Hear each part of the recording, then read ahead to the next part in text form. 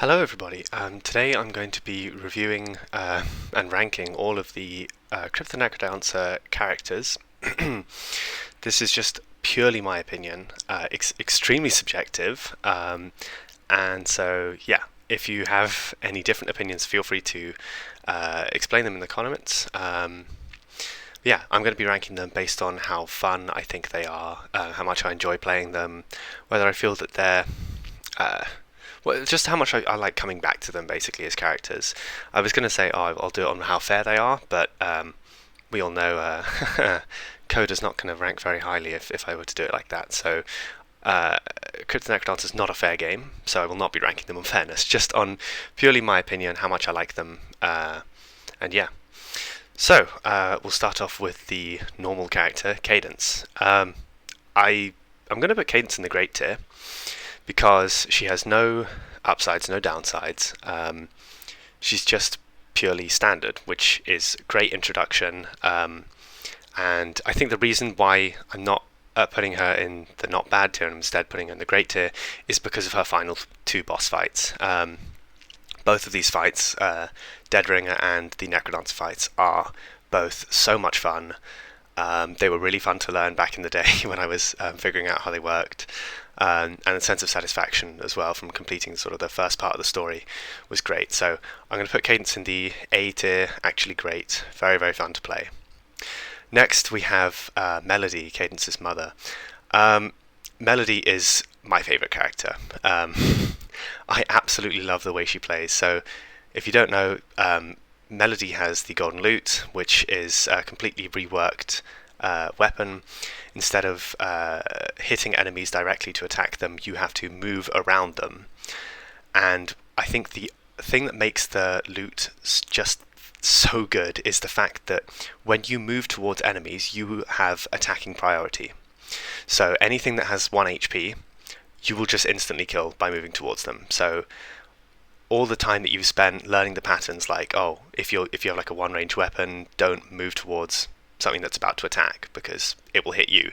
Instead, you can throw all of that out the window because you will attack them first. Unfortunately, the loot is capped at 1 damage. You will never be able to do more than 1 damage with the loot, but it doesn't really matter because being able to attack basically once every beat, like for example, let's say if you have a really tanky enemy like the golems, for example, all you have to do is sort of dance around them. And you can deal loads of damage really quickly. And also she's great with area of effect as well. She can hit multiple enemies at the same time. She's just amazing, and the Necrodancer 2 fight is extremely hectic and very chaotic, and also very stressful because it's the only boss fight with a time limit.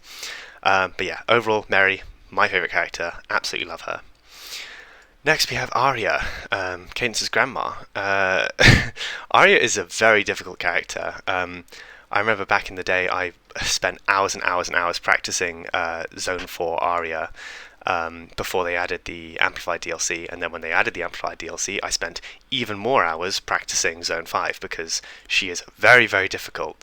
Not being able to miss a beat is extremely punishing, but I do feel like with the addition of the Amplified and Synchrony DLCs, she has become a bit easier. There are more tools that she can utilize to basically have what are they called? Like basically just like lifesavers. So things like glass armor, like heavy glass armor, is a fantastic addition. Shields as well are another way to absorb hits.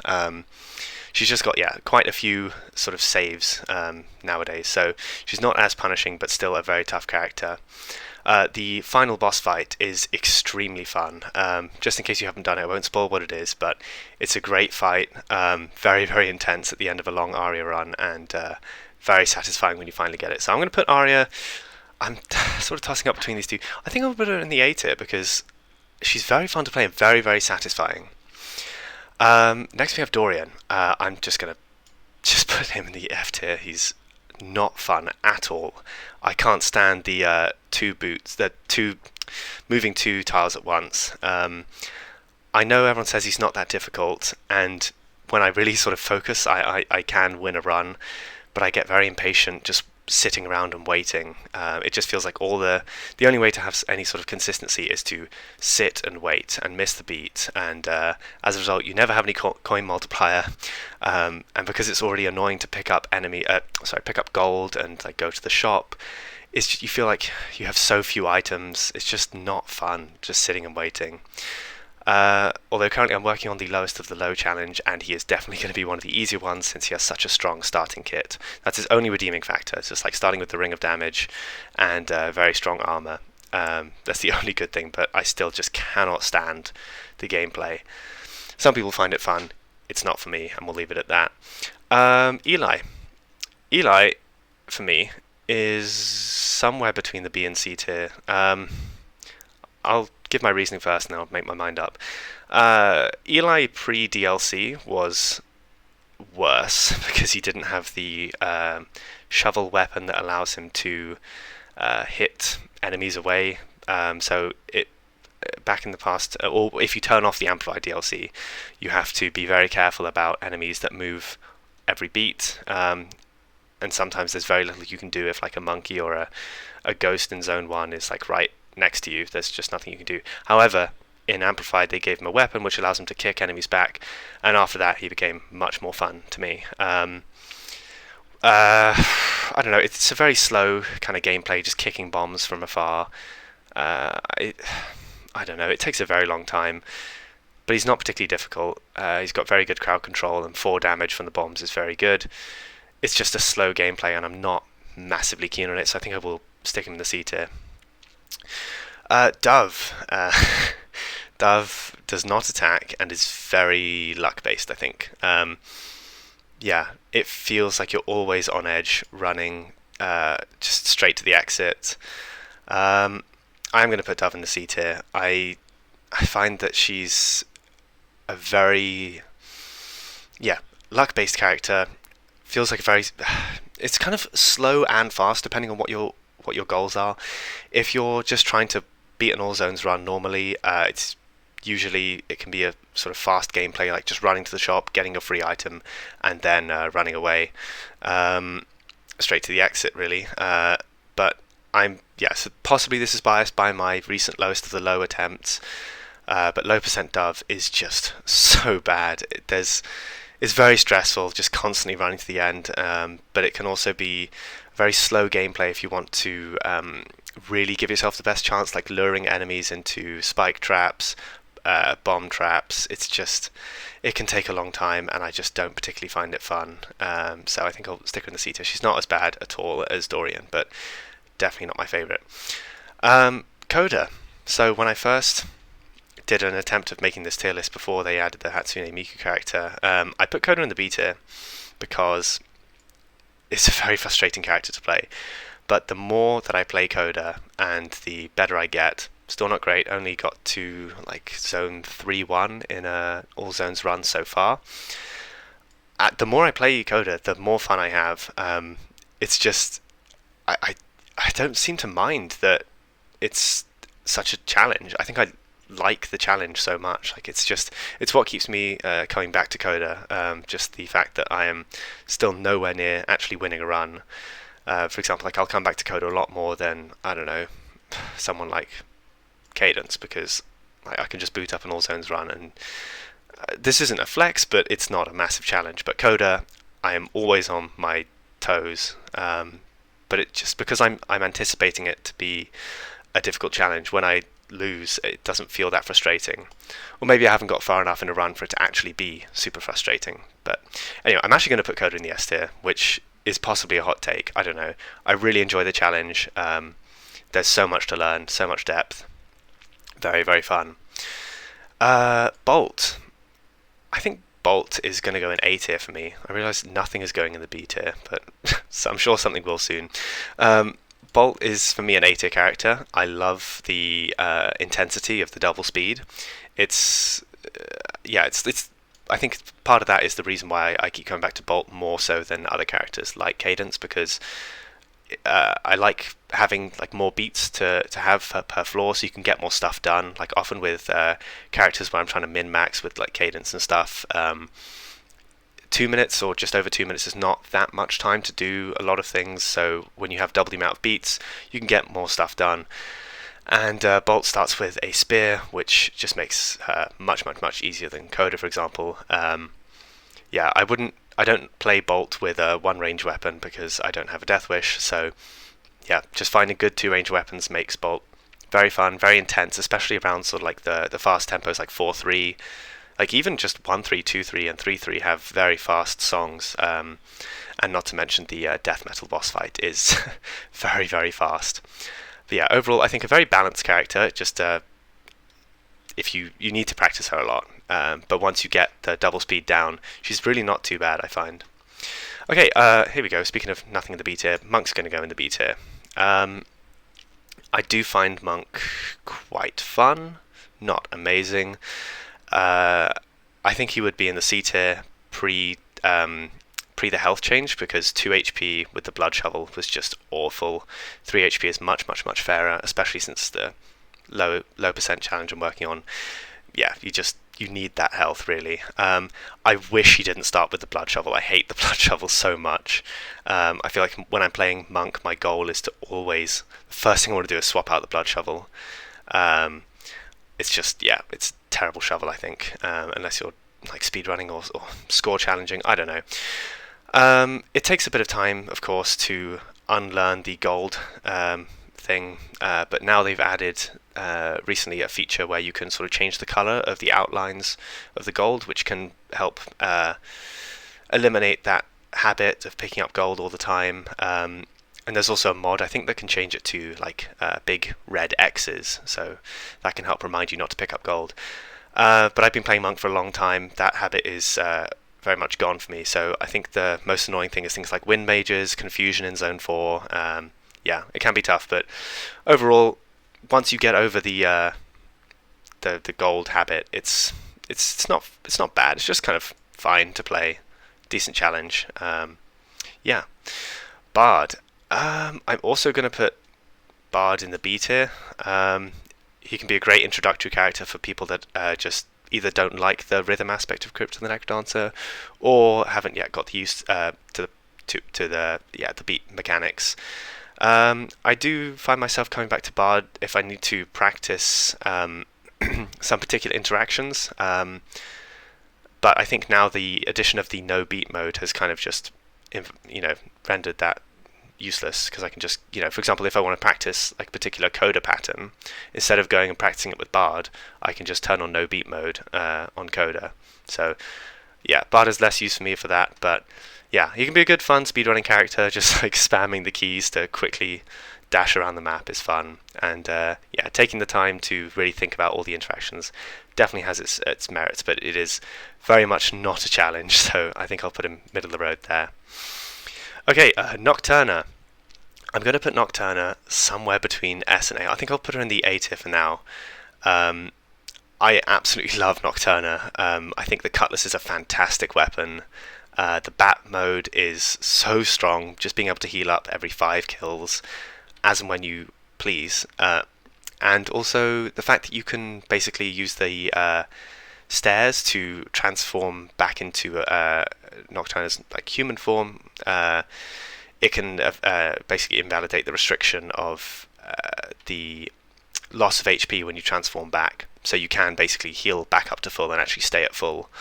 Yeah, I think I'm actually going to change her to the S tier now that I think about it, because her final 2 boss fights are probably my favourites in the game. I love the Frankenstein Way fight. Very, very fun. I think it's got some interesting new mechanics, like the electricity floors that sort of move across the stage. The different phases of the fight are great. It feels like such an intense and very engaging boss fight. But the Conductor final boss fight really steals the show. I don't know why I love this fight so much. I just do. Yeah, being able to use electricity floors in a boss fight is very fun. It's like massive enemy spam. I think I love enemy spam boss fights like Necrodancer 2 and the Conductor. I love the battery mechanics as well. It's just great final boss fights. If you haven't played Nocturna's final boss fights, definitely give that a go. Overall, yeah, super strong character, varied gameplay. The Zone 5 invading is fine, not particularly challenging, but adds a bit of variety as well. So yeah, overall Nocturna is great. Okay, moving on, we have Diamond. Diamond is just Cadence without the final boss fights and with diagonal movement. It can help you move around the map a bit faster, so I think for that reason I'll put him in the A tier. Not a massively challenging character. Not fun on controller, I have to say. I've sort of when I've been away from my PC, I've played Necrodancer on my Steam Deck, and yeah, so that's given me a taste of playing Necrodancer on controller. And key combos are just not fun. But yeah, if you are a PC gamer, which I feel like most Necrodancer players are, the diagonal movement is a nice extra addition that can simplify the game a bit more and also make for some good sort of speedrunning stuff. Okay, Mary, I'm going to have to put her in the C kind of cringe tier. If you've not played Mary, she has a lamb which always follows her, one beat behind her, and yeah, it's a very, very punishing style of gameplay, because if your lamb dies, you die very, very shortly after. I don't know how you play this character without a spear or a two-range weapon, so I never play a one-range weapon on this character. I spent a lot of time grinding Mary when I was doing the 13 character runs, and she definitely proves to be one of the hardest characters. Yeah, decently fun to play. I'm not sure. I find the lamb mechanic a bit frustrating. I feel like I'm always on edge playing Mary, just constantly checking out. Like, you're never safe. Like, you know, a red dragon could come out of nowhere and just fireball your lamb. So, yeah, you really have to be careful. Not super fun, but not terrible. Not Dorian. Okay, tempo. I played a lot of tempo when I was grinding for the 13 character run, and I have to say, I think he's very middle of the road for me.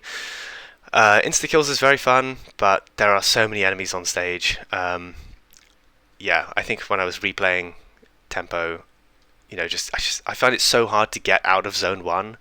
Just being stuck with a dagger at the start is annoying. At least it is a blood dagger, so you have some built-in healing. But I feel like zone 1 and zone 2, when you may not have a very good weapon, can be very punishing with just the sheer amount of enemies from all zones just overwhelming you. But I feel like the challenge mostly goes away if you get like a blood axe or any sort of two-range blood weapon. The challenge, yeah, is mostly gone. Yeah, also cookies just completely invalidate his 16-beat restriction. But yeah, I think I might put him higher. I might have put him higher if it weren't such a pain to go to the shops. Oh my god, not being able to go to the shops is just so annoying. It gets better in zone 2 when you have the mushrooms in the starting room and in the corner of the shop. But yeah, kind of annoying to deal with, but makes for some interesting and unique gameplay, so I'll put him in the B tier. Reaper is the second newest character added, and I think before I might have put him in a B, but the more I play Reaper, I think I'm going to have to put him in as a C tier. And most of my experience playing Reaper has been in the ensemble mode gameplay. And so, yeah, Reaper is generally not difficult because you can just get a massive amount of ghosts and kill enemies that aren't even in the same room as you. But my one problem with Reaper, which for me almost ruins the character, is the fact that the ghosts can interact with the enemies around you in kind of unpredictable ways. Maybe this will go away if I play Reaper more, but I just haven't had enough experience, and I just feel like so many times I'll just be like trying to kill an enemy, and the enemy will like kill one of my ghosts, for example, and then I'll move on to a tile that I wasn't expecting to move on to, and then I'll take damage. This is most apparent when doing low percent Reaper runs. I think maybe if you haven't played enough Reaper, maybe you're not sure what I'm talking about, but I think if you go and play Reaper, you might notice that you just take damage in times when you really thought you weren't going to because of weird ghost interactions. So for that, kind of ruins the gameplay for me a bit. Yeah, so I'm going to stick him in the C tier, but yeah, generally not a particularly weak character, just not that fun for me. Claretta, I think, suffers from the same issue as other diagonal movement characters like Diamond. Are they the only two diagonal ones? I'm not sure. I think so. Yeah, I find the broadsword mechanic a bit confusing. Like, for example, if you're doing an 180 degree rotation of your sword, it's hard to know which combos to press to rotate the sword clockwise or anti-clockwise. So, for example, let's say you're in the Coral Rift boss fight and you want to swing the sword like 180 degrees clockwise. I think you either have to press the two keys that represent the rotation that you're currently in. So if let's say the sword is in the top left, and you press up and left, that will move it 180 degrees clockwise. No, I think that one's anti-clockwise. See, even now I'm getting confused. But if you press the opposite keys, so if it's in the top left and you press down and right, it will move it clockwise round. So I find that very confusing. So most of the time I don't tend to move the sword as much. I kind of just keep it in a fixed location and just sort of treat Claretta almost like melody, just sort of dancing around enemies, moving back and forth, and only changing my direction when I need to. So perhaps this is a bit of a skill issue. I'm sure it is. Great. So yeah, Claretta's going to stay in the B tier for me. Jaunter. Jaunter is extremely fun for me. Completely unique gameplay, and I think nothing feels better than, transforming into a red dragon and just fireballing all the enemies. Oh my god, it's so much fun. Completely unique gameplay. Being able to turn into the enemies that you kill is... I just never thought that it would be as much fun as it is. The only thing that can be a bit annoying is if you transform into an enemy with very slow attacking patterns, like, I don't know, let's say a golem. It can be a bit annoying, only attacking every 3 beats rather than every 1. At least they did tweak it with the digging mechanics, because before it used to be that you dug on the same beats as the enemy that you've possessed. So let's say you're possessing a golem, once again you can only dig like every 3 beats. It's just very annoying, but they fixed that now. So I think Chaunter's A tier. Decent challenge as well, like being on half a heart when you're not in the enemy form. I like the fact that you can actually use other weapons only when you're actually possessing an enemy. So very fun, completely unique and interesting gameplay. Suzu. I'm going to put Suzu in the B tier because I find that sometimes the dash mechanic can send you way off screen. Thank God she has courage, so it makes it slightly less bad, but it's very, very chaotic when you sort of just kill a couple of enemies and you're like dashing off all around the screen. And it's the worst feeling ever when you kill an enemy and you're suddenly halfway across the map, but there's no more enemies there, so you have to trudge all the way back to where you were. That can be a bit frustrating, but I like the insta-kill mechanic where if enemies in a line. Good fun. Decent for speedrunning as well. The Pandemonium achievement is a good challenge as well. I think she's just held back by the fact that you can very easily dash off screen and accidentally dash into the staircase, and then suddenly you're on the next floor. Overall, middle of the road, decent. And finally, the newest addition, the Hatsune Miku character from the Hatsune Miku character DLC.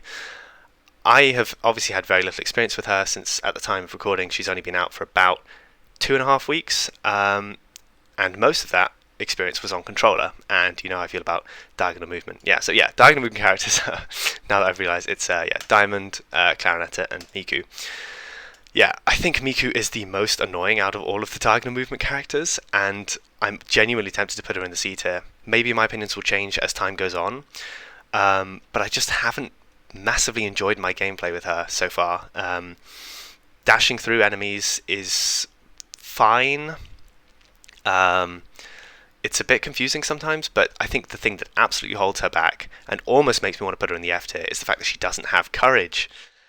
Excuse me. So if you dash into another enemy's attack, you will take damage, which it just feels completely unfair. Technically, yes, you can sort of predict where you're going to end up, but especially when there's a big group of enemies, it's really hard to tell what's going to happen, and trying to string together a combo and taking a bit of a risk to do that often just ends up with you getting hit. Also, not to mention, she's basically a bit like Arya in that if you miss a beat, she takes damage. This is nullified by the ballet shoes, and partly you can get the Ring of Courage, which makes her less bad, but as a result of that, those two items being pretty much god items for her make her very luck dependent. The soundtrack as well, which is something I've not really spoken about too much. The soundtrack for her is completely different. If you like Hatsune Miku, then maybe you'll enjoy the soundtrack. I'm a decent fan of it, but I haven't played enough, haven't had enough experience. But for now, she's going to sit comfortably in the C tier for me. Yeah. So that sums up my character tier list. If I pop down here, I can go to presentation mode. Yeah, I'm not going to rank the what's this game called? Cadence of Hyrule characters. That's the one, because I've not played Cadence of Hyrule. So just the standard Necrodancer characters. My favourites are Melody, Coda, and Nocturna, and my least favourite is Dorian by far. Yeah, so if you disagree with me, or if you agree, let me know in the comments. I'd love to hear your thoughts. I do read all the comments. Yeah, and so that sums up the video. If you've enjoyed it, please leave a like or consider subscribing. I post Necrodancer content sometimes with some medium consistency, but I will try and upload with more consistency moving forward. Yeah, this is a super fun video to make, and yeah, I hope you've enjoyed watching it. Thank you very much. See you later.